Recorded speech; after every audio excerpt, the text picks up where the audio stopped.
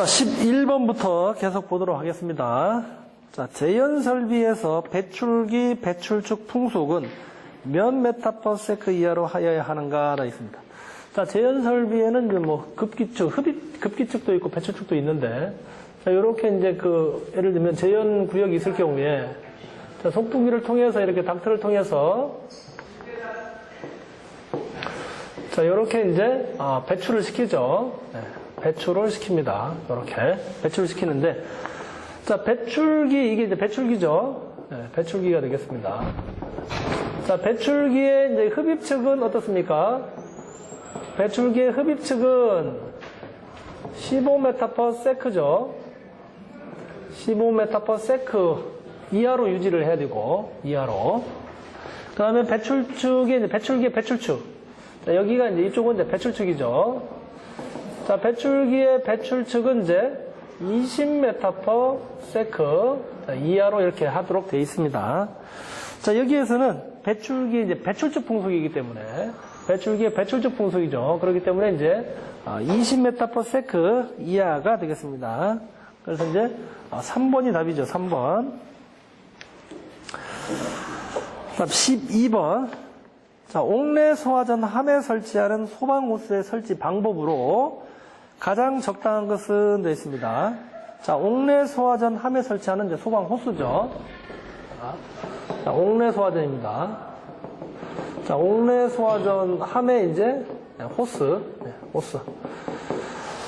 자, 1번을 보게 되면 소화전 함에 구경 40mm 길이 15m의 소방호스 한 번을 설치한다라고 되어 있죠. 그래서 일반적으로 옥내 소화전 호스 40mm는 이제 맞죠. 40mm는 맞는데, 자, 여기서 15m 소방호스 한 번을 설치한다라고 되어 있습니다. 그래서, 자, 옥내 소화전 같은 경우에 이제 수평거리가 얼마입니까? 자, 수평거리가 이제, 자, 25m죠. 25m. 자, 25m이기 때문에, 자, 15m 한 개 가지고는 이제 안 되죠. 자, 2번. 자, 소화전 함에 구경 40mm, 길이 15m의 소방호스 두 번을 설치한다. 자, 15m, 여기 40을 이제 15m짜리 이제 곱하기 이제 두 번인데, 자, 이게 이론상으로는 15m, 실제상으로는 이게 맞습니다. 실제 같은 경우는 이제 어떻게? 자, 지금 우리 실제 옥내 소화전 하면은 40mm 호스를 15m 곱하기 두 번을 이렇게 하는데, 실제는 이렇다. 그런데 우리가 이제, 시험에서는 실제적인 내용을 적는 것이 아니고, 화제한 기준에 따른 문제이기 때문에, 일단은 2번은 이제 넘어가도록 하겠습니다. 자, 2번도 어떻게 보면 이제 실제적으로 답은 맞을 수 있습니다. 자, 근데 3번 보겠습니다. 자, 소방 호스는 소방 대상물의 각 부분에 물이 유효하게 뿌려질 수 있는 길이로 설치해야 된다라고 했습니다. 이게 바로 이제 우리가 이제 국가화재안전 기준에는 이렇게 되어 있습니다. 40mm 소방 호스는 40mm를 사용하고 어떻게 한다? 물이 유효하게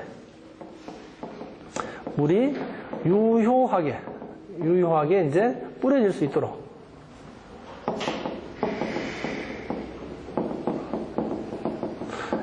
한다가 이제 정확한 답이 되겠죠. 자, 우리가 이제 일반적인 사항으로 봤을 때, 실제 사항으로 봤기 때문에 15m짜리 곱하기 두 분으로 이렇게 답을 한 친구들이 아마 많이 있었을 겁니다. 그래서 이제 답은 우리가 이제 법상에 이제 화재하는 기준으로 해야 되기 때문에 이제 물이 유효하게 뿌려질 수 있는 그러한 길이로 설치를 해야 된다. 결국은 자, 여기 같은 경우는 15m 곱하기 두 번이기 때문에 30m잖아요. 30m. 근데 우리가 법상으로는 이제 수평거리는 25m만 어떻게 유효하게 뿌려질 수 있으면 된다. 그래서 이제 답은 3번으로 하겠습니다. 자, 4번은 소화전 함에 구경 65mm, 길이 15m 소방호스 두 번을 설치해야 한다라고 하기 때문에, 자, 옥내 소화전은 이제 호수 구경은 이제 65mm가 아니기 때문에 이제 4번은 틀렸습니다. 그래서 3번으로 하겠습니다. 자, 그럼 13번 보도록 하겠습니다. 자, 콘루프 탱크에 설치하는 포 방출구 중 적합하지 않은 것은 되어 있습니다. 자, 여기 이제 콘루프 탱크가 있는데, 콘루프 탱크가 있습니다. 콘루프 탱크. 자, 우리가 이 콘루프 탱크 같은 주로 이제, 유리 탱크죠. 유리 탱크. 자, 유료 저장고에서 이제 탱크를 붙일 때 이름이 이제 콘루프 탱크가 있습니다. 콘루프 탱크. 자, 콘루프 탱크 같은 것은 이제 영어로 이제 콘루프 탱크라 해서 CRT죠, CRT. 네. CRT라고 합니다. CRT. 그래서 콘루프 탱크. 자, 지붕이 어떻게 되어 있습니까? 지붕인데 이렇게 콘 모양으로 되어 있다는 얘기죠. 이렇게 유리 탱크인데, 자, 유리 탱크인데 지붕이 이렇게 콘 모양으로 이렇게 고정이 되어 있습니다. 고정. 그래서 이제 콘 모양으로 이제 고정된 지붕 모양으로 되어 있는 것이 이제 우리가 콘루프 탱크, CRT라고 합니다. CRT. 자, 우리가 이제 유료 탱크 해보게 되면 이 콘루프 탱크 말고 이제 플로팅 루프 탱크가 있습니다. 플로팅 루프 탱크. 자, 이렇게 두 가지로 분류되죠. 자, 플로팅 루프 탱크는 이제 부상이죠, 부상. 부상 물질을 이렇게 뜨는 물질이 들어가 있다 해서 이제 콘루프 탱크인데, FRT라고 이렇게 되죠. 플로팅 루프 탱크라 해서 이제 FRT라는 용어를 쓰고 있습니다. 자, 이렇게 이제 유료 탱크가 이렇게 있을 경우에 여기에 이제 부상 물질이 이렇게 올라가 있죠. 그래서 여기 위에 이제 굽돌이판이 이렇게 있습니다. 굽돌이판이 있고 이제 이런 식으로 이제 이루어진 것이 이제 플로팅 루프 탱크죠. 플로팅 루프 탱크. 자, 그래서 이제 요거는 이제 지붕이 부상 지붕이죠. 부상 지붕.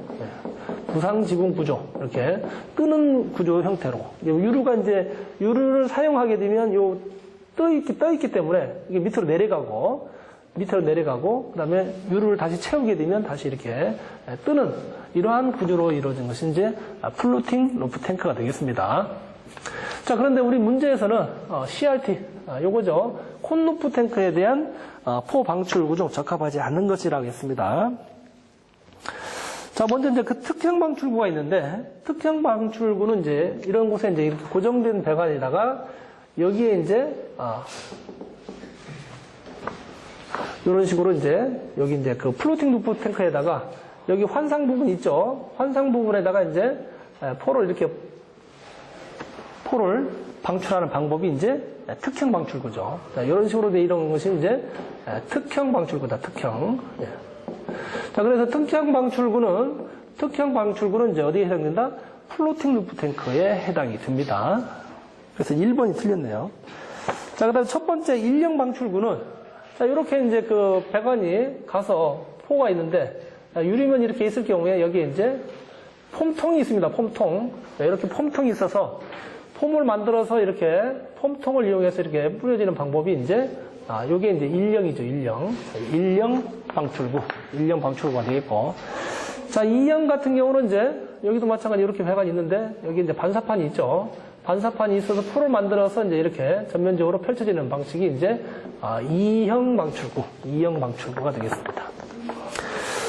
자, 그 다음에 이제 4번에 보게 되면 표면화 주입 방출구가 있는데, 자, 표면화는, 자, 예를 들면 이제 요 밑에다가 이제 방출구를 만들어서 포를 이렇게 위로 이렇게 떠서 유류 표면 밑에서 이렇게 포를 방출하는 방식이 이제 표면화 주입 방식이 되겠습니다. 요거는 이제 표면화.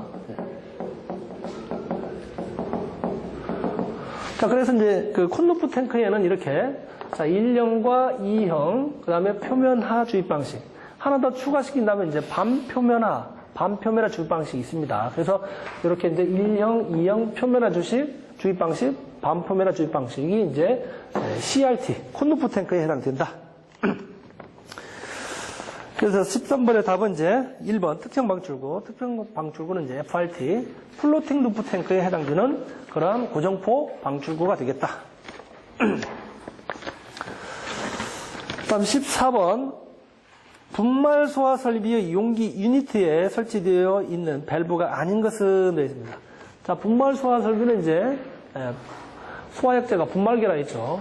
분말계이기 때문에 이제 이렇게 이제 구조를 간단히 보게 되면 이제 이렇게 약재 탱크가 있다 있습니다. 약재 탱크. 자, 약재 탱크가 있고, 자, 약재 탱크에 분말을 이제 가압해주는, 이렇게 이제 여기에 이제 분말가루 들어가 있겠죠. 이 분말을 이제 가압해주는 이제 가압용 용기가 있죠. 자, 이렇게 작은 이제 가압용 용기가 있습니다. 가압용 용기. 예, 가압용 용기가 있습니다. 그래서 여기에서 이제 배관을 하나 따서 이쪽에다가 이렇게 공기호흡을 시주는데 여기에 첫 번째 공급되는 것이 요게 이제 가스 도입 밸브죠. 예, 가스 도입 밸브가 되겠습니다. 도입 밸브. 자, 그 다음에 여기 밑에서 하나 연결되는 게 요게 이제 클리닝 밸브죠. 예, 클리닝 밸브가 되겠고.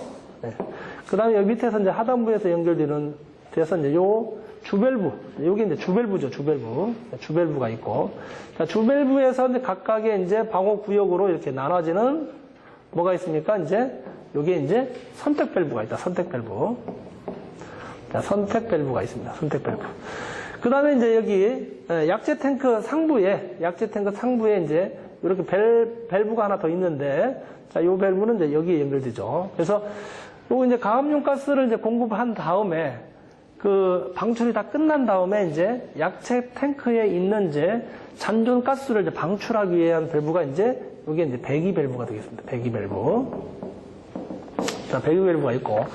그 다음에 이제 이러한 그 약체 탱크 같은 것은 이제 압력 용기이기 때문에 반드시 여기에는 이제 안전 밸브를 이렇게 설치를 하게끔 되어 있습니다. 안전 밸브. 자, 이렇게 보시면 됩니다. 그 다음에 여기 이제 이렇게 이제 가압용 가스 용기와 이제 약제 탱크 사이에 이제 압력을 조절하는 이제 압력 조정기가 또 있습니다. 압력 조정기가 있다. 자, 일반적으로 이제 그 가압용 가스에서는 이제 15메가파스칼의 압력으로 걸어주고 여기 이제 약제 탱크로 가는 압력은 이제 1.5에서 대략 2메가파스칼이죠. 그래서 2차 측은 압력 조정기 2차 측에는 이제 1.5에서 이제 2메가파스칼의 이제 압력으로 이제 조절하는 압력 조정기가 있습니다. 그 다음에 여기다 하나 더 추가시킨다면 이제 여기 주밸브 있죠. 주밸브를 자동적으로 이제 개방시켜주는 이제 정압 작동 장치가 있죠. 정압 작동 장치. 자, 요렇게 이제 연결을 시키면 됩니다. 그래서 여기는 이제 정압 작동 장치. 자, 이렇게 붙이면은 이런 것까지 하게 되면 크게는 이런 식으로 이제 각각의 이제 해당 밸브들을 적용할 수가 있겠습니다. 자, 여기서 이제 용기 유니티에 설치되어 있는 밸브가 아닌 것이 되어 있죠. 그래서 1번 클리닝 밸브. 자, 클리닝 밸브는 이제 여기 설치되어 있죠. 그래서 이제 클리닝 밸브는 이제 약재를 다 방출한 후에 분말 가루들을 이제 어디입니까? 밸브나 요러한 이제 분말 가루가 이제 체리하는 부분에 이제 남게 되면 여기 이제 수분에 의해서 이제 응고가 되죠. 응고가 되게 되면 이제 나중에 이제 재방출할 때 배관이나 이런 부분들을 이제 폐쇄하기 때문에 반드시 청소를 해주게끔 되어 있죠. 자, 그 다음에 안전 밸브 있죠. 안전 밸브. 자, 용기 같은 경우는 이제 고압 용기이기 때문에 반드시 안전 밸브를 설치를 해야 됩니다. 자, 3번 배기 밸브 있다 했습니다. 자, 잔존가스를 이제 방출해주는 배기 밸브가 있다. 자, 4번 시험 밸브 있죠. 시험 밸브. 자, 시험 밸브 같은 것은 어디에 쓰입니까? 스프링클러 설비에서 이제 헤드의 방사량과 방수 압력을 측정하기 위해서 설치하는 것이 이제 시험 밸브죠. 그래서 4번이 답이 되겠습니다. 다음 15번 보도록 하겠습니다.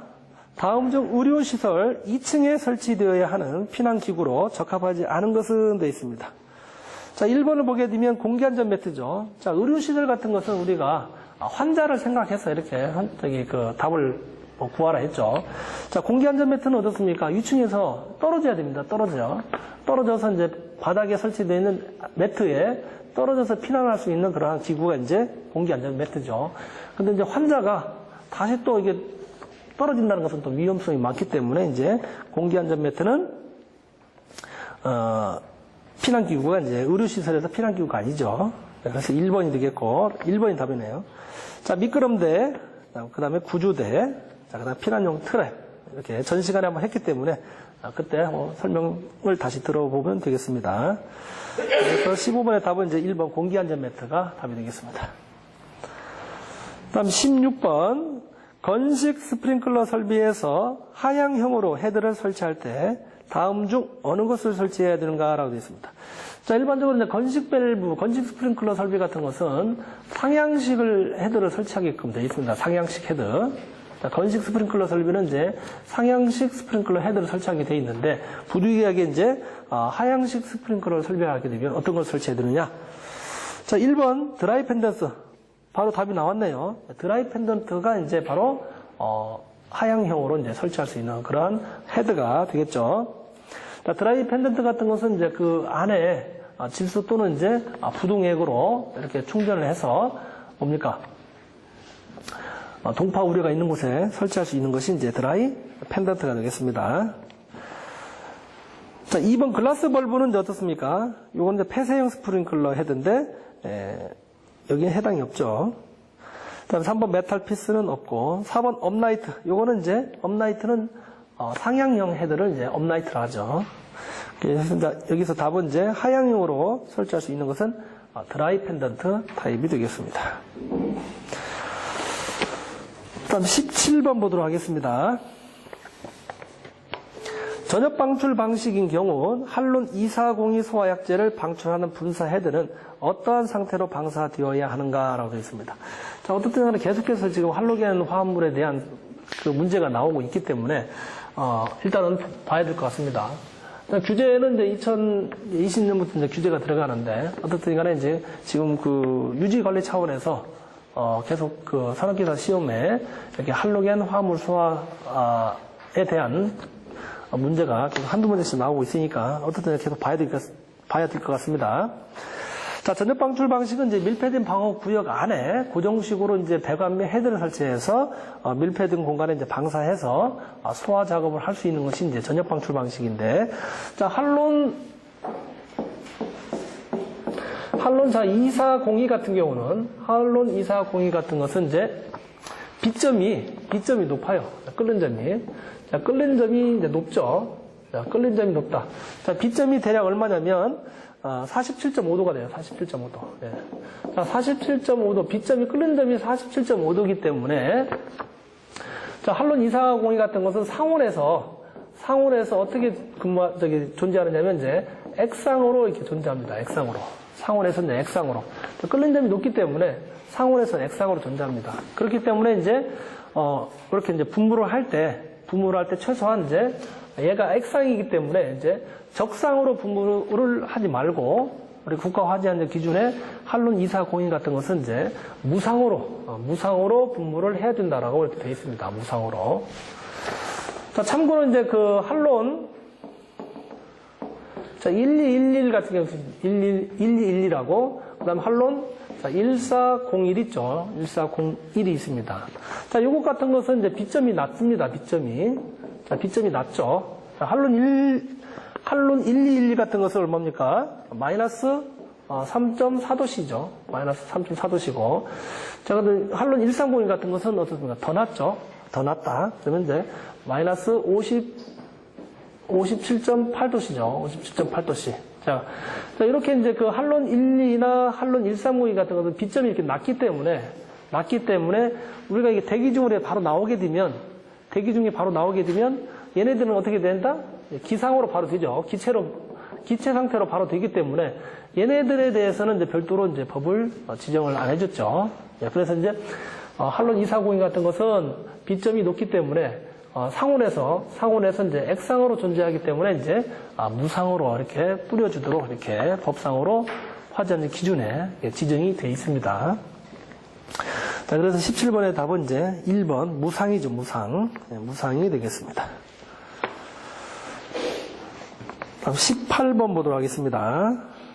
자, 간이 소화 연구 중 삽을 상비한 마른 모래 50리터 이상의 것 한 포의 능력 단위가 맞는 것은 되어 있습니다. 자, 우리가 이제 간이 소화 연구에는 이제 소화약제 유익 것이 있고 소화약제를 이용한 것이 있죠. 그래서 여기서 지금 얘기하는 모래는 어떻습니까? 소화약제 유익 것이죠. 유익 것. 자, 소화약제 유익 것에는 이제 두 가지가 있습니다. 자, 마른 모래하고 자, 모래 해도 상관없습니다. 자, 마른 모래하고 이제 팽창질석 또는 이제 진주암이죠. 팽창진주암. 팽창질석 또는 이제 진주암이 되겠습니다. 자, 그래서 이제 이런 것들은 이제 단위를 지정을 해야 되는데, 우리가 이제 0.5단위 기준이, 자, 기준이 이제 0.5단위를 이제 기준으로 하고 있습니다. 0.5단위를 기준을 하는데, 마른 모래 같은 것은 어떻다? 삽을 상비하고 이제 50리터죠, 50리터. 자, 50리터 이하를 이제 0.5단위로 하고, 그 다음에 팽창 질석 또는 팽창 진주황 같은 건 어떻습니까? 삽을 상비하고 80리터죠. 80리터 같은 경우는 이제 0.5단위가 되겠다. 자, 그래서 18번은 이제 마른 모래, 자, 마른 모래 이제 50리터 이상이면 이게 되면 이제 0.5단위죠, 0.5단위. 그래서 답은 2번이 되겠습니다, 2번. 자, 그 다음에 19번. 자, 포소화 설비 혼합 방법 중 맞지 않는 것은 돼 있습니다. 포소화 설비 혼합 방법. 자, 우리가 이제 포소화 설비에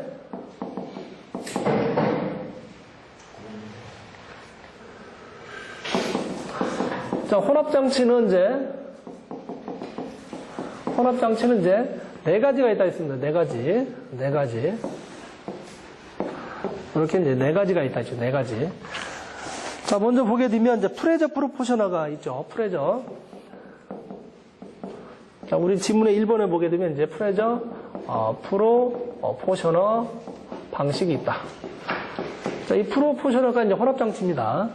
자, 프레저 같은 것은 이제 차압 혼합장치죠. 차압 혼합장치. 그래서 이제 형태를 보게 되면, 자, 이렇게 이제 이렇게 펌프를 통해서, 펌프에서 이제 공급을 한 다음에, 프레저 같은 것은 여기에 뭡니까? 벤추리관이 있죠. 벤추리관.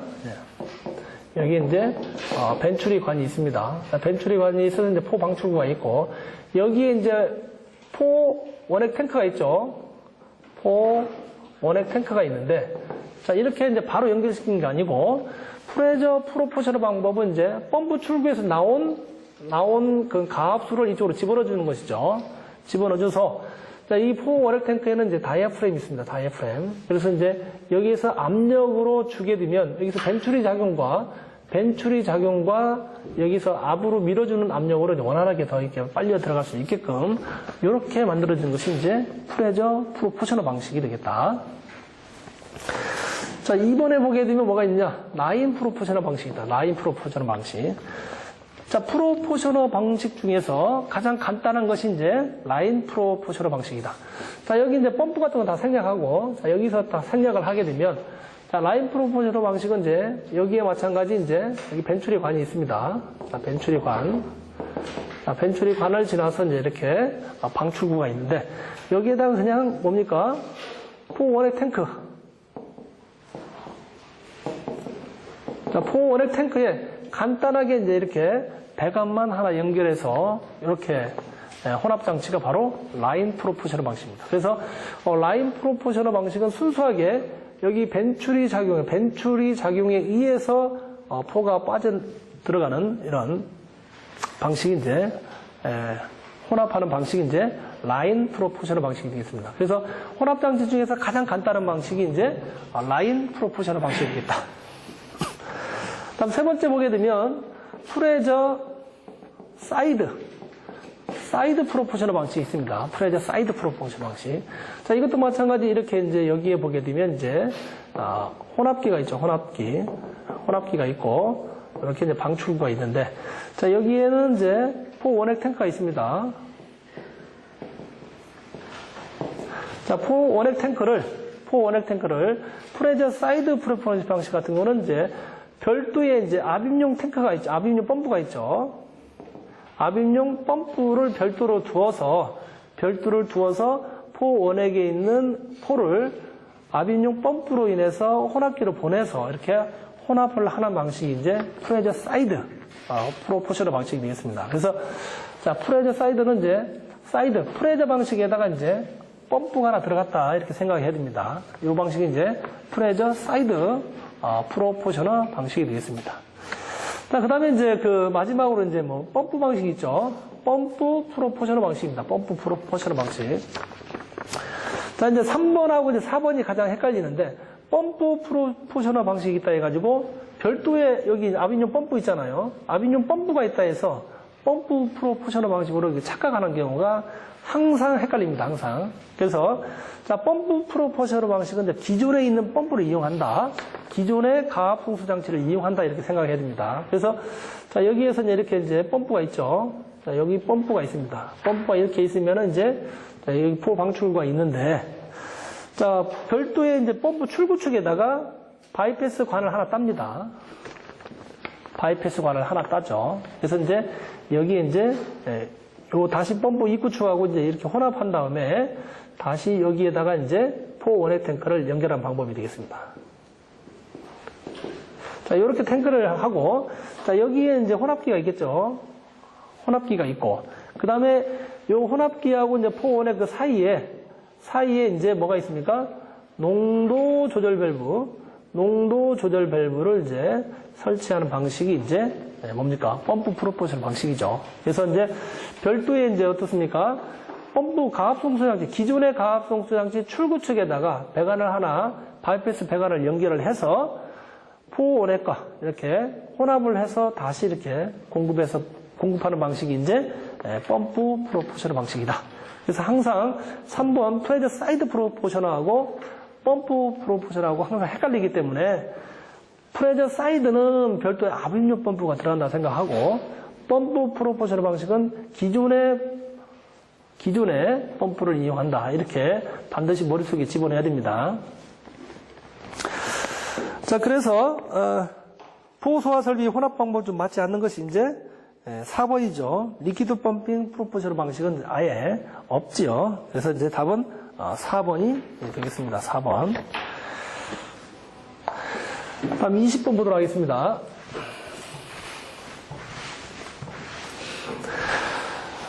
자, 다음은 연결 살수 설비, 살수 헤드를 설치하지 않아도 되는 부분은 틀린 것으로 되어 있습니다. 자, 여기 이제 연결 살수 설비에 이제 헤드를 설치하지 않아도 되는 부분은 우리 이제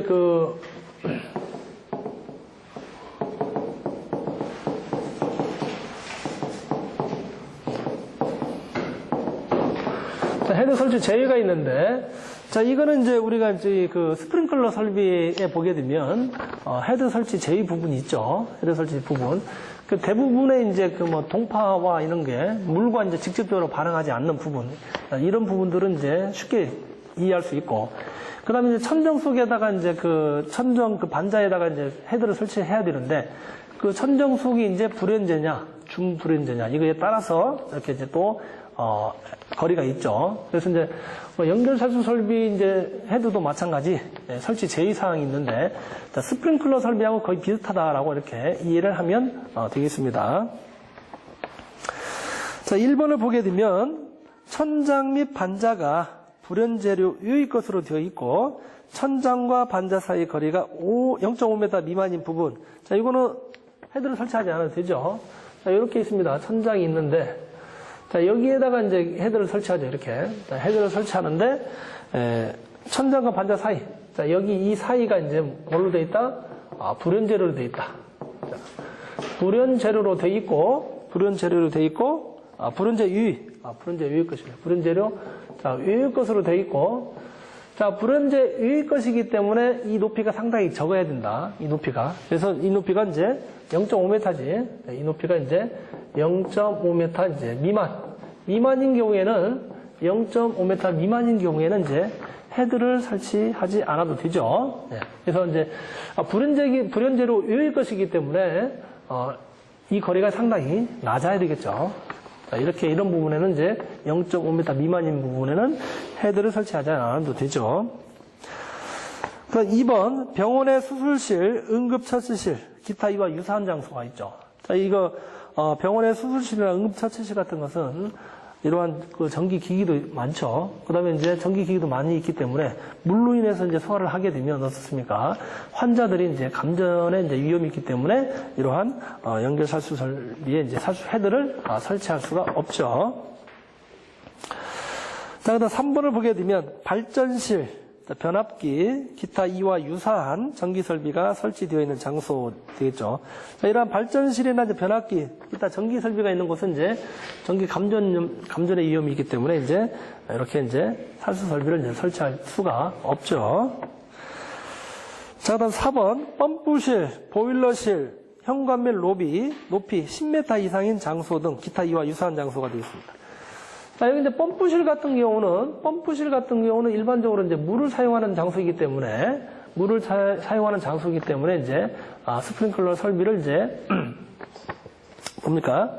설치하지 않아도 되죠. 뭐 항상 물이 있다라고 이제 전제하에 물이 있다라고 소화약제에 물이 있다라고 전제하에 되기 때문에 펌프실 같은 것은 이제 헤드를 설치하지 않아도 되죠. 자, 근데 이제 이번에 이제 보일러실 있죠? 자, 보일러실 있습니다. 자, 보일러실 같은 경우는 이제 어떻습니까? 헤드 설치 대상이 되죠. 여기는 이제 헤드를 이제 설치할 수 있습니다. 보일러실 같은 경우에. 자, 그리고 이제 현관 및 로비 높이. 자, 현관과 자, 로비가 있는데, 자, 현관과 로비 같은 경우는 이제 높이 제한이 있죠. 높이 제한이 몇 메다냐? 자, 이거는 이제 20m 이상입니다. 20m 이상. 자, 우리가 일반적으로 이제 보충 건물 같은 데 가보게 되면, 출입문 쪽에 이제 아트리움 형태로 천장 높이를 상당히 높이 주죠. 높이 주는데, 그 거리가 이제 20m 이상이게 되면 너무 높죠. 너무 높기 때문에 헤드에서 방수를 하더라도 원활한 이제 소화 효과가 이제 가능하지 않기 때문에 20m 이상에서는 이제 헤드를 설치할 수 없습니다. 헤드를. 자, 근데 여기 지문상에서는 얼마 되어 있습니까? 10m 이상이기 때문에 이제 여기는 헤드를 설치를 해야 되죠. 자, 그래서 이제 답은 4번이 되겠습니다.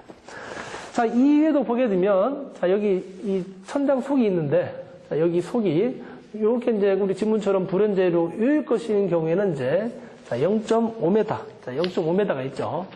근데 여기에 이제 뭐가 있습니까? 자, 이 거리가, 자, 여기가 이제 어떤 경우가 있습니까? 자, 불연재료가 되어 있는 거 있죠. 불연재료. 자, 천장과 반장과 이 재료가 전부 다 불연재료인 경우. 전부 다 불연재료인 경우에는 이제 2m 미만까지죠. 2m 미만까지 이제 헤드를 설치하지 않아도 되죠. 자, 전부 다 이제 불연재료일 경우는 이제 2m 미만까지 헤드를 설치하지 않아도 된다. 자, 그 다음에 이제 여기 조건을 보게 되면 이제 한쪽만 불연재료로 되는 거죠. 한쪽만 불연재료로 되는 경우가 있다. 한쪽만. 자, 한쪽만 불연재료로 되어 있는 경우는 얼마입니까? 한쪽만 불연재료로 된 것은 이제 1m 미만이죠. 1m 미만. 1m 미만인 경우는 이제 헤드를 설치하지 않을 수도 있다. 자, 이런 것은 이제 같은 내용이기 때문에 같이 알아두면 이렇게 좋죠. 자, 어떻든 간에 이런 문제, 이제 헤드 설치 제의 대상 문제는 스프링클러 설비하고도 거의 유사한 문제이기 때문에 여러분들 좀 반드시 기억을 좀 하셔야 되겠습니다.